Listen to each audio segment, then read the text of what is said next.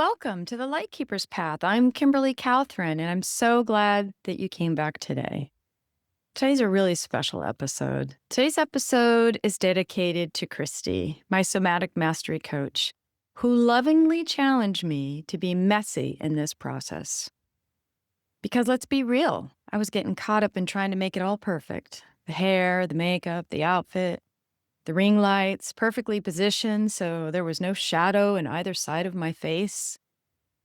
Oh, I was getting overwhelmed. You see, my little recording studio is intentionally set up in front of my lemon tree. It's not outdoors, but the natural light pours in through the windows and it creates this beautiful, vibrant backdrop, but also can be tricky when you're recording. I've always felt a deep connection to lemon trees, and it's no wonder. They symbolize protection, longevity, fertility, cleansing, healing, and optimism. And with everything I've been going through, it's a perfect backdrop. Honestly, I could do a whole episode just on lemon trees. I love them. But here's the thing. With all that natural light coming in, it can be tricky. So I found myself obsessing over it just a little bit, trying to control every detail so it looked just right. But today is about the messy challenge. Because healing is messy. It's not linear. Though I wish so many times that it were. I love structure. I love a clear path. I want to ask, how much longer? When will I get there? When will I arrive? Am I there yet? Will I know when I'm there? You know what I mean?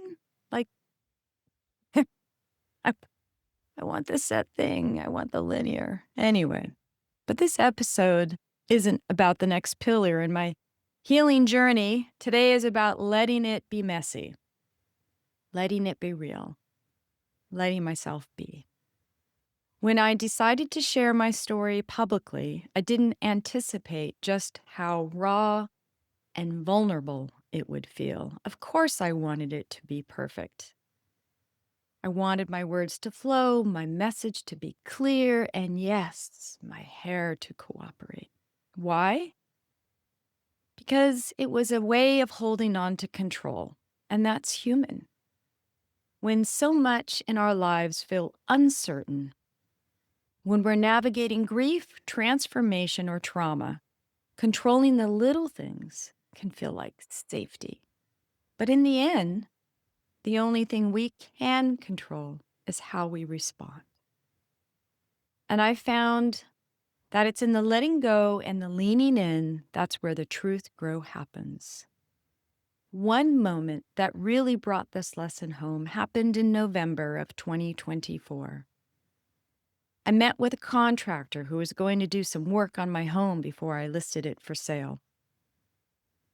At the time, it was fully furnished as an Airbnb. 5 beds, bedside tables, lamps, rugs, a full living and dining set, completely stocked kitchen with dishes, accessories, you name it, everything. Bathrooms, towels, sheets, all of it.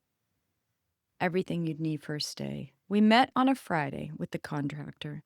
He was planning to start demolition on that following Monday. He said I had 48 hours to clear it all out. There was no perfect.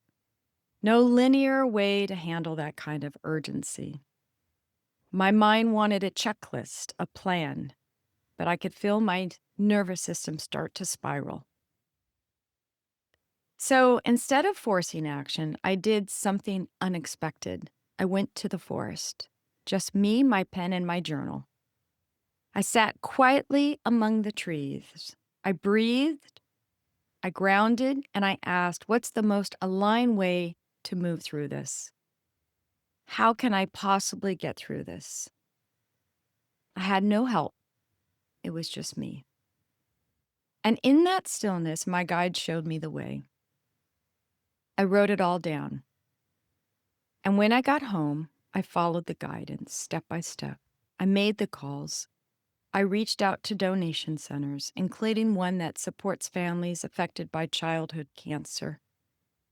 It all came together. Families showed up. Some were moved to tears. And as each item left, beds, chairs, dishes, I kissed them or silently thanked them. some out loud, some in my heart.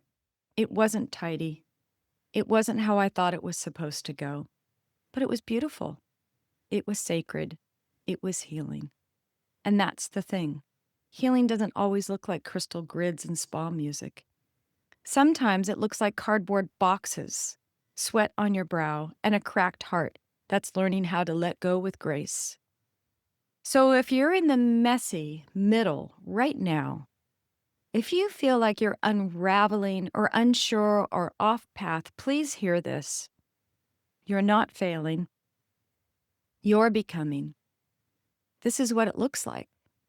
This is what it feels like. And you don't have to rush it.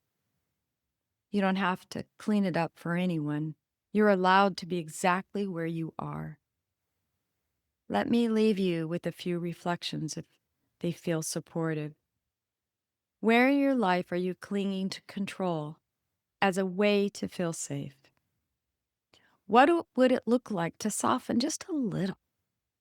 Is there a place in your journey where you can surrender to the not knowing, to the not perfect, to the becoming? If you feel called, journal on these, sit with them, or take them with you on a walk.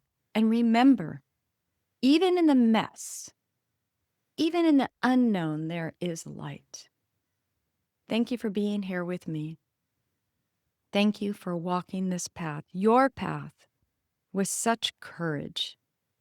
If today's episode resonated with you in any way, I'd love for you to subscribe or share it with someone you feel that might need a little light and permission to be messy too. And if you're on Instagram, you can find me at kimberly.katherine.spirits.